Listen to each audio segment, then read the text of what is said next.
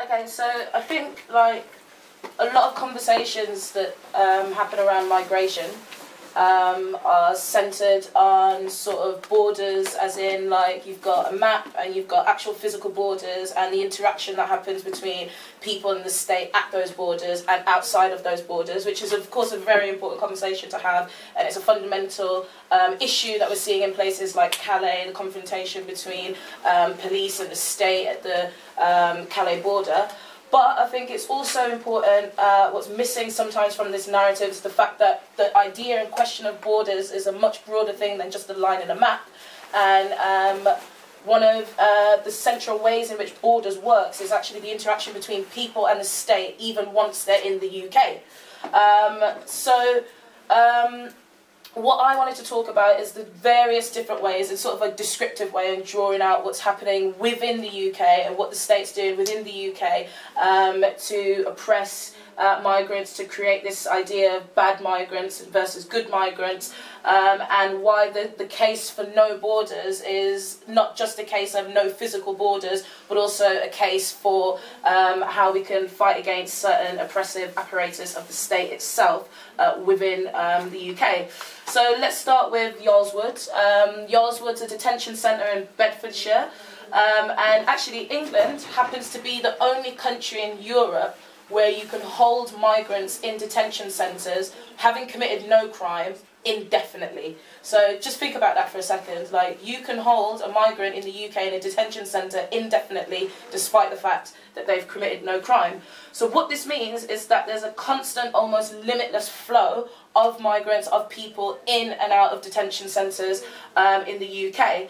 And I think one interesting thing that's happening with detention centres as a result of the neoliberal restructuring of the economy and politics more broadly is the way in which subcontracting and legal contracts are being used to allow the government to be able to get on with their sort of political use of detention centres with no accountability. So what I mean by that is detention centres are now being subcontracted. Sometimes there's two levels of subcontraction. So sometimes in a detention centre what will happen is it'll be subcontracted to someone like Serco, who will then subcontract it to G4S to actually run the security within the detention centre, leading to a total lack of any kind of accountability for the government, meaning the government can actually harness the political benefits of having detention centres, which we'll get into a little bit later, while companies like Serco and G4S, as detention centres become increasingly privatised, have the ability to harness economic benefits from detention centres,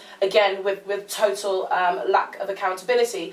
And just to sort of encapsulate how detention centres are not at all about looking after the welfare of migrants and making sure they have a safe place to stay if they come to this country and haven't yet got status, but is actually about both political and economic profiting, is a clause in many contracts in detention centres states that if a detainee successfully self-harms, then there will be a financial penalty for the company who's meant to be looking after security. So there's not a penalty, there's not you know, an incentive to look after people in detention centres, an incentive to look after them for the purposes of political and economic manoeuvring. What this means, though, is that when things go disastrously wrong in detention centres, so for example the 22 deaths in detention centres since 2000, the complete lack of care, the sexual, physical and mental abuse that's happening in detention centres, no one can be held accountable for it. So just to give you an idea of how bad conditions are in places like Yarlswood, I'll read out a quote from a report that some detainees released from Yarlswood about a month ago. The report says, 2 days ago, the women of Yarlswood reported that the centre was so crowded, that they ran out of food. Oh, there were only vegetables left. There were complaints of diarrhoea. Serco, which is the business contracted to provide security in Yarlswood, are packing detainees to the roof. The staff of a whole care home are being detained, so that's 70 people. People that had been working, caring for the elderly, people who had been working for small amounts of money have been detained. the Home Office is planning, or has planned, or has already executed a Nigerian charter flight, which happened on the 29th of September, trying to fill people into the plane and send them away. People are getting sick. Management has begun skipping the induction wing and putting detainees straight into the main units. They're running out of warm clothes, running out of bed clothes. Some people are having to sleep with sheets that have burnt holes in them. And people from Calais are being brought in who are very, very sick. They're not getting healthcare. People from Eritrea, and there's fears of infection, and it's overcrowded and there's too many people. So these conditions that are happening within the UK to migrants are not that dissimilar from the conditions of camps in places like Calais. And I think when we're looking at detention centres, I mean, fundamentally for companies like Serco and G4S, there's an economic incentive there. But for the government, it plays a punitive role. It's sort of saying to migrants, if you come to this country, chances are you'll get chucked in this detention centre, you'll not have any food, you'll not have any clothes, you'll not be able to see your family. So it's creating that fear-mongering, that constant fear-mongering, and that political use of fear that's being created through institutions such as detention centre. And all of this is part of the increasing powers of the state to control movement and of people and labour in and out of the country, which I'll get onto later. Another element of the way in which borders extends beyond physical borders but extends to the actual behaviours of the state in the UK is domestic migrant workers. Now, a lot of times people use the idea of slavery as a metaphor, you know, wage slavery, or I'd rather be a rebel than a slave, all this sort of stuff. But domestic migrant workers are actually, I believe, in conditions that are pretty much structurally very similar to actual slavery. So what's the case is if you're a domestic migrant worker, so you're working in some rich person's house, you can work in that house, but your status is as someone who can reside in the UK is totally dependent on you staying in that house to work. So it's not as if you can like leave that home and get another job. You have to work in that person's house. But your employer, who's going to be the person who owns the house or who lives in the house, has total control over domestic migrant workers' movement in and out of the house, around the house. So we're seeing some startling things happening in terms of domestic migrant workers. The amount of domestic migrant workers, who are usually women, who are being physically abused by their employers has gone up from 8 to 16%, which I don't even believe anyway, it's probably way more than that, but underreporting, etc. There's been drastic increases in the number of employees reporting that they're not allowed to leave their homes unsupervised. That's increased from 43 to 71%. 71% of domestic migrant workers in the UK working in people's homes, doing their cleaning, looking after their kids, can't leave their homes without supervision. And those who are forced to work over 16 hours has risen, a day, has risen from 32% to 53%. So if ever there was an appropriate time where you could say that there was modern day slavery, it would be for domestic migrant workers living in the UK.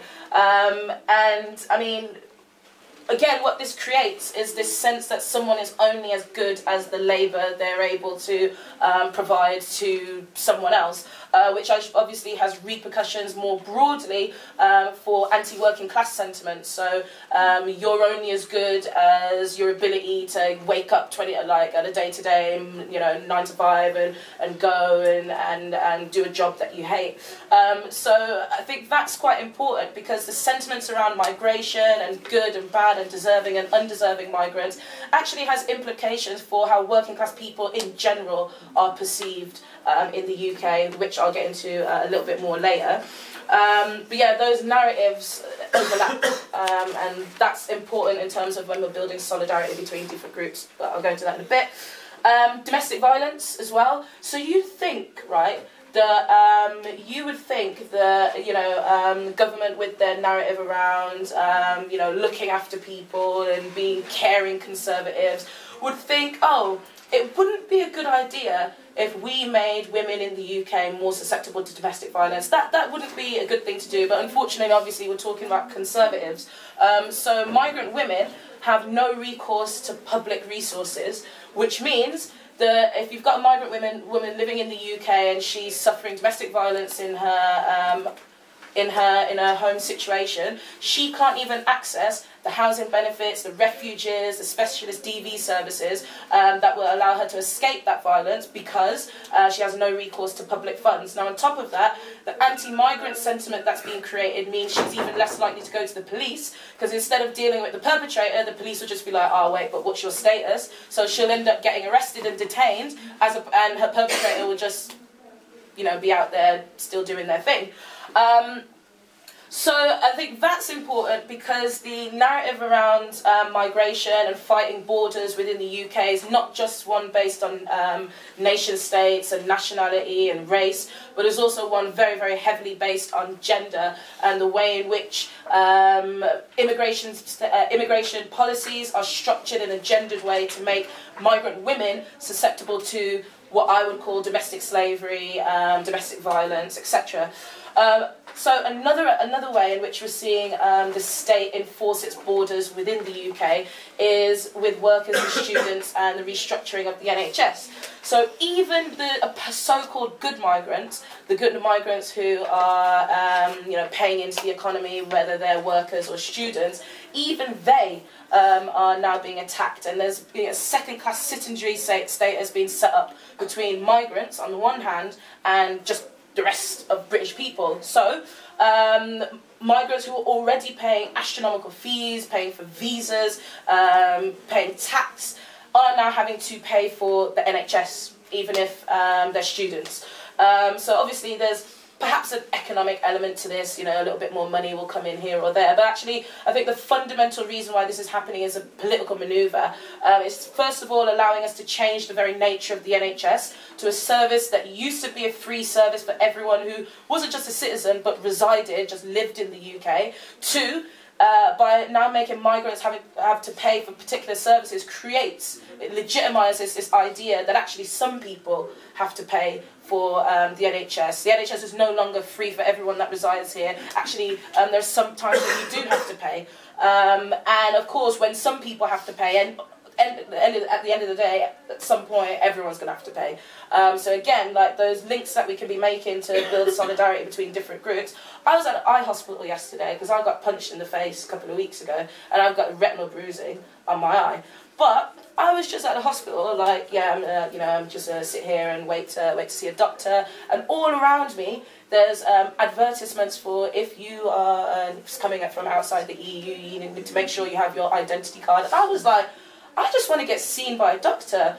Why is this now a place where border agencies are, doctors and nurses and staff and receptionists are being made to be, effectively extended version of the UKBA? I've only got 5 minutes. Can I have a little bit more than that? Yeah, 2 minutes. Cheers. Okay, so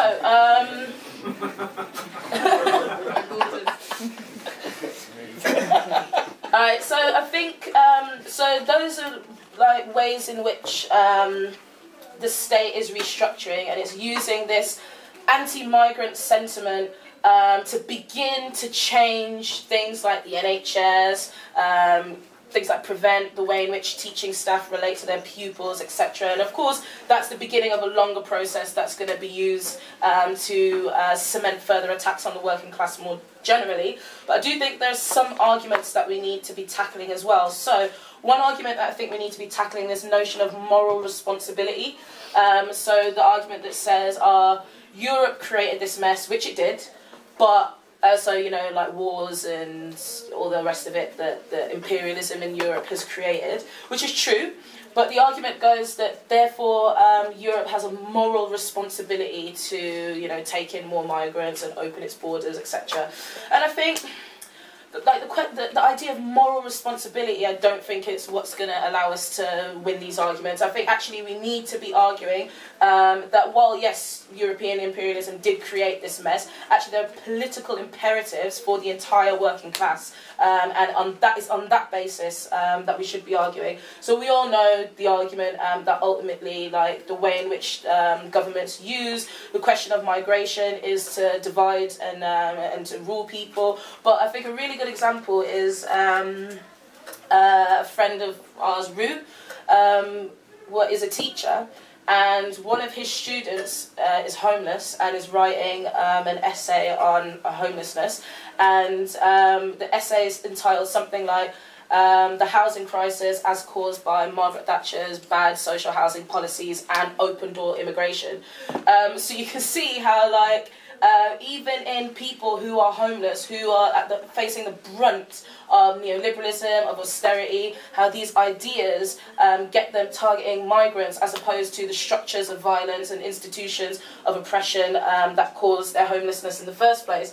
So I think the argument has to be on a political rather than a moral level, although, at the end of the day, absolutely, like, we do have to argue. So at the demonstration that took place in King's Cross, that shut down the Eurostar for a bit, one of the slogans was "colonialism still," something, something, something. But I think the colonialism still bit is important, because we do need to be arguing that actually imperialism, colonialism, these things are still playing a fundamental role in creating a situation where people want to come to Europe in the first place. So to finish, I think there are some imperatives for us in terms of what we need to be doing. There have been some great instances of resistance. So Movement for Justice had the biggest protest outside a European detention centre in June, followed by the biggest protest outside a European detention centre in August. And there's a demo on the 7th of November, which I'm hoping will be the biggest protest outside a European detention centre to date.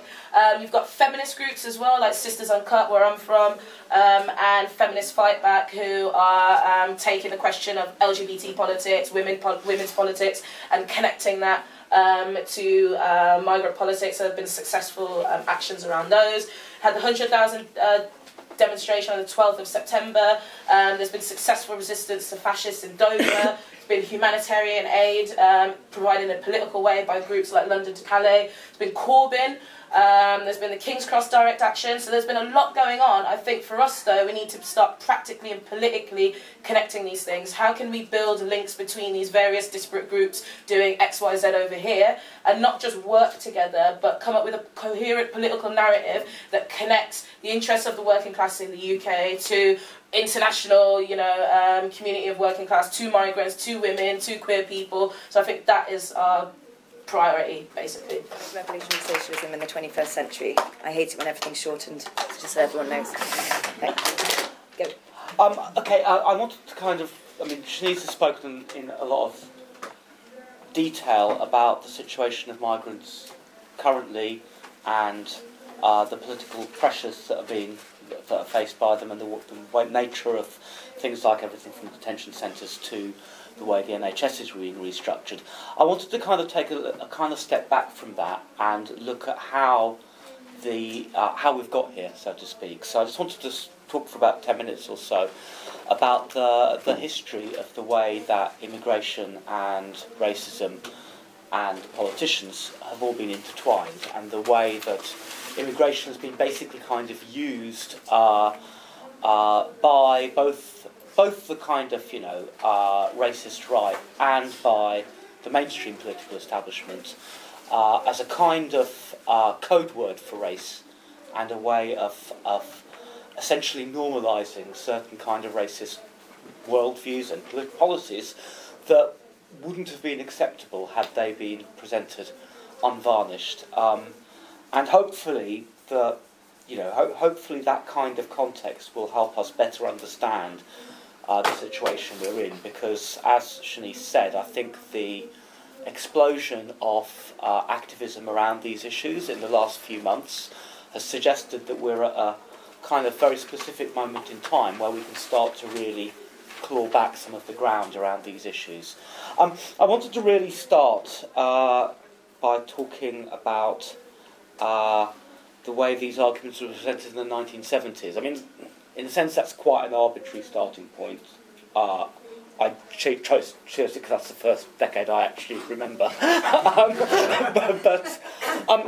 mean, it's quite often, it's kind of hard to describe to younger people how different the atmosphere around issues of race and how completely normal it was, especially for someone like me growing up in Surrey, just to get racist abuse every single day on the streets, and this was, you know, terminology that would just be absolutely unacceptable now, terminology that even Nazi organisations avoid using because they get into trouble if they use it, were 10 a penny. And really, what happened, I think, at the end of the 70s is, or towards the middle of the 70s through to the end, was a major shift in terms of the way the left dealt with issues of race, that you started seeing emerging around issues like the Grunwick strike, and then accelerated into movements like Rock Against Racism and the Anti-Nazi League, and culminated with the political defeat of the National Front in the late 70s. And what you got as a result of that, I think, was a transformation in the working class movement of attitudes around these questions that fed into the battles of the 80s in quite a significant way. And I think that while obviously the battles between the Labour movement and the Thatcher government of the 80s were won by the Thatcher government, a lot of the kind of arguments, the ancillary arguments about race and homosexuality and what have you, were, if not won immediately, the cultural battleground was transformed beyond all recognition. And that's led to the fact that that kind of levels of open racism that was acceptable in the 70s isn't really acceptable now. Now, I mean, the other reason I wanted to start with the 70s is it's the first time you see really a very explicit connection between immigration and racism, because of course back in the 1970s when people talked about immigrants, they typically meant black and Asian people from either the West Indies or Africa or South Asian or the Indian subcontinent, former bits of the British Empire, who had come over in the 50s and 60s essentially because of labour shortages in Britain in a variety of different fields. So if you were to talk about immigrants in the 1970s, it was more or less taken as read that you were talking about people of dark skin who had moved in here from former colonies in recent years.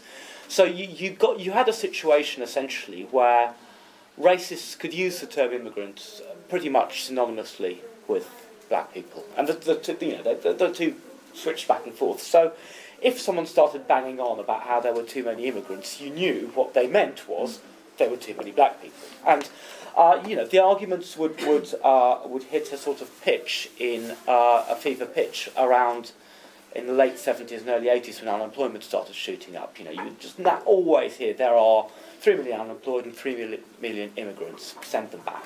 Now, I think what happened in the 80s is because of the kind of the battles that were fought first against the explicitly fascist and racist far right, but then later on those battles were taken on against the Conservative government at the time. You saw a kind of transformation in the way that people talked about race, because by the end of the 80s, the notion that it was really even feasible to send them back was really no longer the case. I mean, I remember this because this is the decade I grew up as a teenager, and I remember in the early 80s, constantly having to argue at school with people to even justify my presence in this country. I was born here. By the end of the decade, the notion that the notion that Britain was a multicultural society had been more or less won, and the implications of that term, Britain is multicultural, the idea behind it was that we are here to stay. This mythology that you could somehow go back to a time when Britain was monocultural, which has never been the case, that's always been fantasy, that was knocked back. So we were here to stay. Now, and I think that arc, if you like, of the fusion of the notion of race and immigration pushed by the racist right in the 70s, followed by their defeat in the 80s, created a situation in the 90s where it was very, politicians were very nervous about really going for immigration and attacking immigrants in any explicit way, because, in my view, quite rightly, that was seen as racist, and they had to roll back from that. And this is also the 90s saw various other things like the McPherson report, when New Labour came to power in the late 90s, somewhat ironically given their later record, this was seen as a knockback for a racist and homophobic and sexist Conservative government that had been there previously. Now, what happened, of course, when Labour got in, and I think it's very much worth remembering this because, the actual initial, I think, rehabilitation of anti-immigrant discourse started with New Labour in the late 90s with their demonisation campaigns against asylum seekers.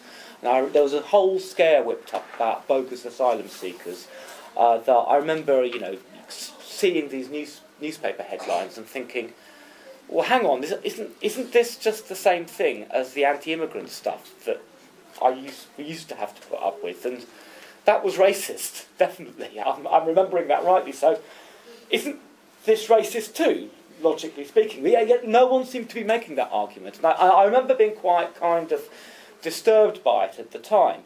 And of course, once you start opening the door to rehabilitating one kind of anti-immigrant rhetoric, one kind of immigrant bashing, it opens the door to all the others. So by 2004, 2005, when you had the accession of Eastern European countries into the EU, and a wave of immigration, because there were a lot of jobs here that people came to do, you saw the Conservatives in 2005 put out a poster with the slogan, "Are you thinking what we're thinking? It's not racist to be in favour of immigration control." So, within the space of about 8 years of a Labour government, we'd gone from a situation where it was essentially taboo in the mainstream liberal opinion to be explicitly anti-immigrant in that way, to one where a major political party was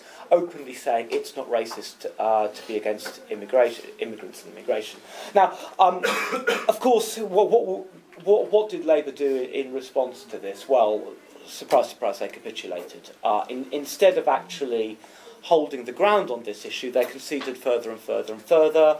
Had all these polls and spin doctors saying, in order to get back this particular demographic, we're going to have to essentially pander to their racism, so we're going to soft pedal the immigration issue, or we should join in on it. I mean, the MP Simon Dandruck, who's been in the news quite a bit recently, has been, for the past 3 or 4 years, has been putting out stuff saying Labour needs to bash immigrants to get the white working class vote back. He means the racist vote back, essentially. And so the effect of that, I think, it has led up to the situation you have now. In 2010, when the Conservative government comes in, you get an open season launched on immigration. I'm not going to repeat the stuff that Shanice went into in incredible detail there, but all of those issues, the prevent legislation, the use of NHS workers as proxy border guards, and the absolutely appalling speech that we heard from Theresa May at the last Conservative conference, which essentially pushes this notion that the very presence of immigrants in this country, the very presence of people with a different culture, is somehow inherently a threat to the social order, because it apparently, undermines community cohesion. I mean, this is not that, we're coming over here and doing bad things. It's the mere fact that we're different is enough to kind of create this kind of crisis, and that's an attempt to try to reverse something the Tories lost in the 80s, which is the argument about multiculturalism, the argument about whether it is a good thing or a bad thing that we actually live in a diverse society. So I've gone on for a bit too long, so I'm just going to wrap up on this. I think that that's the history that we've seen of the way that politicians have used the immigration and racism arguments. And certainly since the mid-90s, we've seen from both Conservatives and Labour a series of capitulations or openly racist attempts to demonise immigrants, and this is just leading to more and more and more racism. It's not like it ever stops. this particular group of migrants, it always spreads out. Now, if, like me, you've been watching this over the years, you might have been watching it with a degree of horror. But I think what we've seen in the past couple of months is a moment that we can seize to try to turn that around. I mean, the massive size of that demonstration a couple of months back, that told me that actually there is, if you like, a silent minority of people who've been looking at this crap in the press thinking, I'm fed up with this, we've got to do something about it. Now, I don't think that we've reversed the situation overnight. I think the people in this room are a minority, but they're a minority that speak to and for a much larger group that are actually, you know, people have always been a bit uneasy about the anti-immigrant rhetoric. They know that it's the racist bigot down the pub who likes saying that kind of thing. So I think we've got to seize this opportunity to start to win those, start clawing back that ideological ground and start winning those arguments again and start putting down some quite hard markers around what we say about migrants and an uncompromising defence of the right to migrate and of all immigrant rights, and start saying, yeah, it is racist to bang on about immigration like that. It is racist to demonise immigrants, and tell people about the history of how that argument has been used and how that argument has been used to actually ultimately undermine everyone's rights. I do think we're in a position where we can actually start doing that now if we seize that moment, and I'll end there. Pro-immigration sentiment. I don't really think there's a general acceptance of immigration, like in the majority of the population, but it's a very similar question to ask how we can build that. And to be honest, personally, I really just think it comes down to going back to the nuts and bolts of building a diverse movement against the state, which is solidarity. I don't think we say that word enough, actually, but I think we need to start saying it a lot more. Think creatively. So what's the connection between Operations Shield, you know, increased police powers to stop and search black and brown people in places like Tottenham and Brixton, and increased police powers for people to stop people coming in and out of the country? There are huge political connections there because these structures of state repression, of oppression, are connected in practice. So there are political connections there that we need to be making. How can we get anti-racist campaigns in, you know, Brixton to be on the next migrant solidarity demonstrations, those sorts of things? Like, how can we get, you know, people working in hospitals and teachers working in schools who are having to enforce prevent to realise the connection between the state increasingly using their labour and not paying them more for that extra work, and their general loss of rights, loss of wages in the workplace. All these things are like interconnected. Like, how can we see the closure of women's services to the opening of more detention centres? And I think like this question of solidarity and how we can be building these connections between loads of different disparate things and groups that are doing, you know, things up and down the country, and how we can begin to like connect those both practically and politically. Because, I mean, the working class is a very, very diverse bunch of people, and you're not going to win the argument just by saying, well, your interests as a member of the working class is to fight against racism and fight against borders. You're going to have to connect that to people's actual lived experiences as working class people in Britain, and it's a bloody diverse group of people. So I think the key thing is solidarity. How can we create the things that, you know, Lesbian and Gay Support the Miners created in Wales? How can we begin to build those links and break down the divisions that exist within the working class in creative ways? Thank you.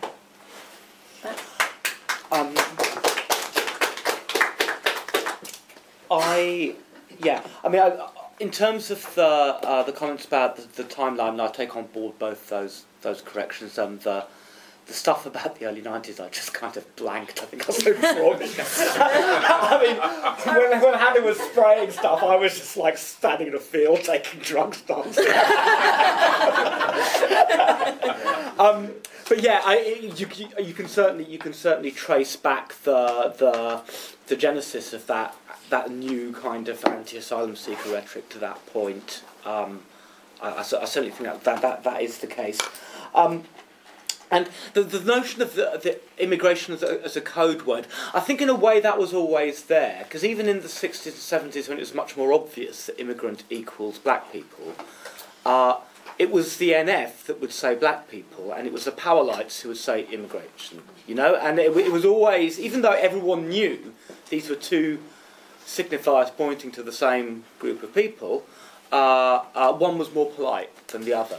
Now, what I think happened was as if you like, we won the argument that we were here to stay, it became less acceptable to talk about race in any kind of way, and so thus, if you were going to talk about race at all, you'd have to do it in code, and that's why it kind of, you know, and the point about the "it's not racist to be against immigration" poster was it was the first time it was explicitly trying to say, well, we can talk about race this way, and that's not racist, is it? There's a sort of nudge and a wink to the, you know, are you thinking what we're thinking? It was a nudge and a wink to racists saying, you know, you can talk about racism again, you can be racist again, providing you talk about it like this. And so I think there is a sense in which the two terms are always coupled, but the arguments tend to be around immigration because that's the one you can kind of, that both the racists can officially talk about. And, you know, the response to that, nobody at the time really made the argument that, well, there's a reason why people think that the person who bangs on about immigration is a bit racist, and that's because X, Y, Z. Instead, everyone went, yes, well, of course there's nothing wrong in principle as talking about being against immigration. There's nothing intrinsically racist about this. And you ended up with this echo chamber in the media of all these different politicians saying that, you know, culminating in things like that farcical thing in the 2010 election campaign with the slightly bigoted woman that Gordon Brown bumped, you know, I mean, anyway. I could go on about that for ages. I just want to make 2 points, really. One was about the way it fits in with austerity, which I think several people have kind of mentioned. I think you're absolutely right that you can't just campaign about austerity and campaign about bread and butter issues and hope that the scales fall from people's eyes. I think the problem with that argument is it misses the way that, you know, people psychologically invest in racism. If you've got a shit life, and, you know, blaming the immigrants is something you can get a bit of a kick out of, and it's perfectly possible for people to kind of be left wing on austerity issues and still buy into all of this rubbish. And so I do think you have to explicitly start taking apart those things. What those austerity campaigns do give you is an audience where people who trust you over one issue might actually start listening to you about some of the, when you start saying you can't say that, that's you know, hashtag problematic.